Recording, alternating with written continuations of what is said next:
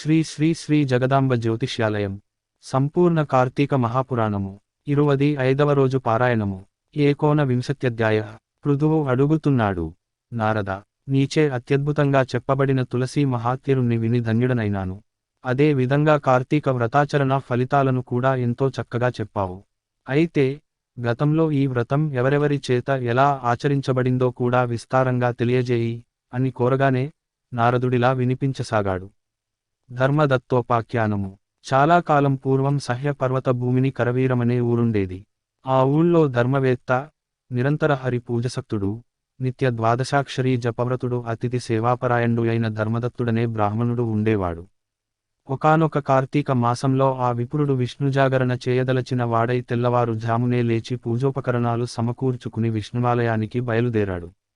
ఆ దారిలో వంకరలు తిరిగి ఘోర దంష్ట్రాలు పాటిస్తున్న నాలుక, ఎర్రటి కళ్ళు, దలసరిపాటి పెదాలు, మాంసరహితమైన శరీరము గలది, పందివలె గర్భుస్తున్నది అయిన ఒక దిగంబర రాక్షసి తారసపడింది.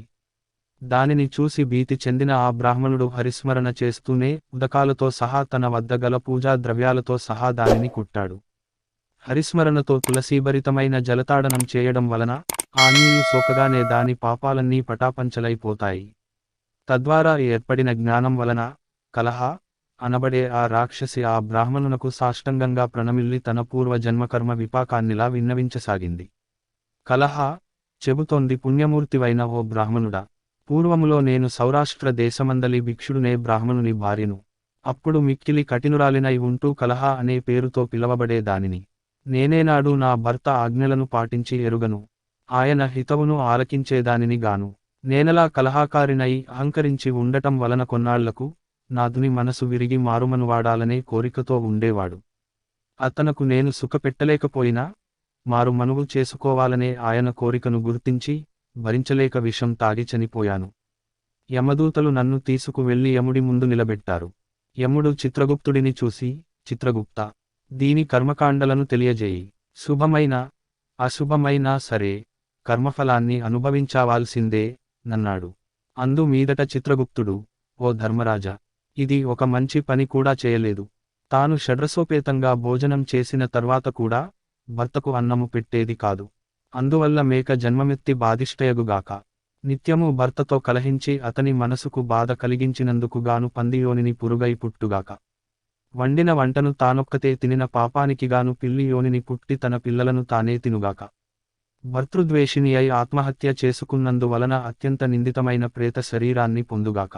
ఇది ప్రేతరూపమును పొంది కొన్నాళ్లు నిర్జల స్థానంలో ఉండి అనంతరం యోనిత్రయాన జన్మించి అప్పటికైనా సత్కార్యములనాచరించుగాక అని తీర్మానించాడు.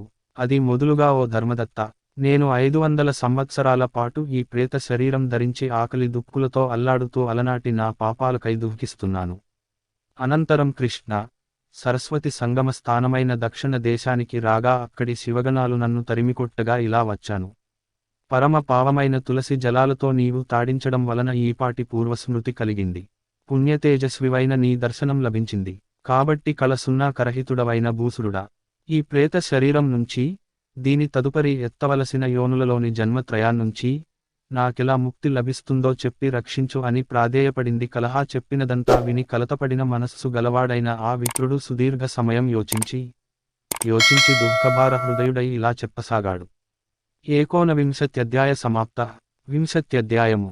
ధర్మదత్తుడు చెబుతున్నాడు, ఓ కలహ, తీర్థాలు, దానాలు, వ్రతాలు చేయడం వలన పాపాలు నశించిపోతాయి. కాని నీ ప్రేత శరీరం వలన వాటిని ఆచరించేందుకు నీకు అధికారం లేదు. అదీగాక 3 యోనులలో 3 జన్మలలో అనుభవించవలసిన కర్మపరిపాకం స్వల్ప పుణ్యాలతో తీరదు. అందువలన నేను పుట్టి బుద్ధెరిగిన నాటి నుండి ఆచరిస్తూ ఉన్న కార్తీక వ్రత పుణ్యంలో సగభాగాన్ని నీకు ధారపోస్తాను. తద్వారా నీవు తరించి ముక్తిని పొందు. ఈ విధంగా చెప్పి ద్వాదశాక్షరీ మంత్రయుక్తంగా తులసీ తోయాలతో ఆమెనభిషేకించి కార్తీక వ్రత పుణ్యాన్ని ధారపోశాడు. ఉత్తరక్షణంలోనే కలహ ప్రేత శరీరాన్ని విడిచి దివ్యరూపిణి అయి అగ్నిశిఖవలె లక్ష్మికలతో ప్రకాశించింది. అమితానందంతో ఆమె ధర్మదత్తునికి కృతజ్ఞతలు చెప్పుకుంటూ ఉండగానే విష్ణుస్వరూపులైన పార్షదులు ఆకాశం నుంచి విమానంతో సహా వచ్చారు. వారిలోని పుణ్యశీల, సుశీల అనే ద్వారపాలకుల చేత కలహ విమానమందాసీనగా చేయబడి అప్పరోగణాల చేత సేవించబడసాగింది. ఆ విమానాన్ని చూస్తూనే అందులోని విష్ణుగణాలకు సాష్టాంగపడ్డాడు. ధర్మదత్తుడు, సుశీల పుణ్యశీలులిద్దరూ అతనిని లేవదీసి, సంతసం కలిగించే విధంగా ఇలా చెప్పసాగారు. ఓ విష్ణుభక్త, దీనుల యందు దయాబుద్ధి గలవాడవు, ధర్మవిదుడవు, విష్ణుభక్తుడవు అయిన నీవు అత్యంత యోగ్యుడవు. లోకోత్తరమైన కార్తీక వ్రత పుణ్యాన్ని ఒక దీనురాలి కోసం త్యాగం చేయడం వలన నీ యొక్క 100 జన్మలలోని పాపాలు యావత్తూ సర్వనాశనమైపోయాయి. ఈమె పూర్వ సంచితమంతా నీచే చేయించబడిన స్నానఫలం వలన తొలగిపోయింది. విష్ణు జాగరణ ఫలంగా విమానం తేబడింది. నీవామెకు అర్పించిన దీపదాన పుణ్యం వలన తేజోరూపాన్ని తులసీ పూజాదుల వలన విష్ణు సాన్నిధ్యాన్ని ఆమె పొందబోతోంది. ఓ పవిత్ర చరిత్రుడా, మానవులకు మాధవ సేవ వలన కలుగని మనోవాంఛితమంటూ ఏదీ లేదు. విష్ణుధ్యాన తత్పరుడవైన నీవు 2 భార్యలతోనూ కలిసి అనేక వేల సంవత్సరాలపాటు విష్ణు సాన్నిధ్యంలో వినోదించగలవు. ధర్మదత్తునికి విష్ణుదూతల వరం. విష్ణుదూతలు చెబుతున్నారు, ఓ ధర్మదత్తుడా, వైకుంఠంలో నీ పుణ్యఫలాను భావానంతరం తిరిగి భూలోకంలోని సూర్యవంశంలో దశదుడనే మహారాజుగా పుడతావు.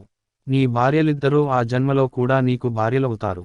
ఇప్పుడు నీచే పుణ్యాభిషిక్తయైన ఈ కలహ నీకా జన్మలో 3వ భార్యగా పరిణమిస్తుంది. దివ్యకార్యార్థయై భూమిని అవతరించనున్న విష్ణువు ఆ పుట్టుకలో నీ కుమారుడిగా జన్మిస్తాడు. ఓ ధాత్రి సురవరేణ్య, విష్ణువునకు అత్యంత ప్రీతకరమైన ఈ కార్తీక వ్రతంతో సమానమైన యజ్ఞయాగాదులుగాని దానతీర్థాలుగాని లేవని తెలుసుకో. అంతటి మహోత్కృష్ట్యమైనది, నీచే ఆచరిస్తున్నబడినది అయిన ఈ కార్తీక వ్రతంలో కేవలం సగభాగవు పుణ్యానికే ఈ స్త్రీ విష్ణులోకాన్ని పొందుతూ ఉంది. ఆమెను ఉద్ధరించాలనే నీ సంకల్పం నెరవేరింది గనుక నీవు దిగులుడుగవయ్యా అన్నారు విష్ణుదూతలు. ఏవం శ్రీ పద్మ పురాణాంతర్గత కార్తీక మహాత్మ్యమందలి 19, 20 అధ్యాయములు. 25వ రోజు.